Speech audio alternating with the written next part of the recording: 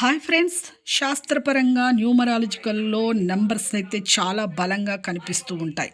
అయితే మీ ఇంట్లో ప్రతి ఒక్కరికి ఎప్పుడు చికాకులు, చింతలు, ఆహ్, గొడవలు ఇలా వస్తూ ఉంటాయి. అయితే మీ ఇంట్లో దుష్టశక్తులు ఉన్నాయా? లేవా?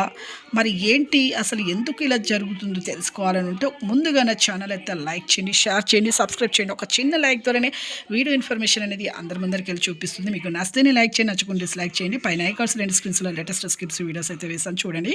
కింద ఆల్ బటన్ సింబల్, గంట సింబల్ నొక్కితే నేను వేసే లేటెస్ట్ అప్డేట్స్ వీడియోస్ ఎంబడే మీకైతే వస్తాయి.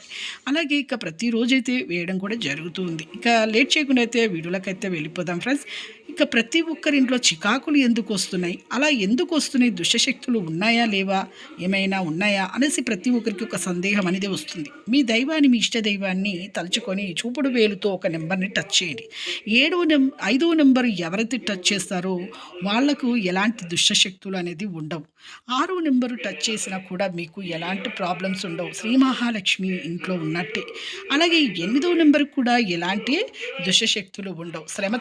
వాళ్ళకు కూడా ఎలాంటి దుష్టశక్తులు అనేది ఉండవు. అలాగే 7వ నెంబర్ ఎవరైతే టచ్ చేస్తారో మీ ఇంట్లో దుష్టశక్తి రోజు మీ ఇంట్లో చింతలు, చికాకులు, గొడవలు వస్తూ ఉంటాయి.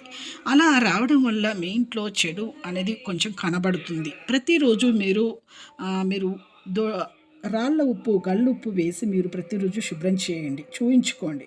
చూసారు కండి లేటెస్ట్ అప్డేట్స్ వెంబటే మీకైతే ఎప్పటికప్పుడు అందిస్తూనే ఉంటాం. చూస్తారు కదా, ఒక చిన్న లైక్ అయితే చేయండి, నచ్చితే లైక్ చేయండి, నచ్చకుండా డిస్లైక్ చేయండి. Thanks for watching.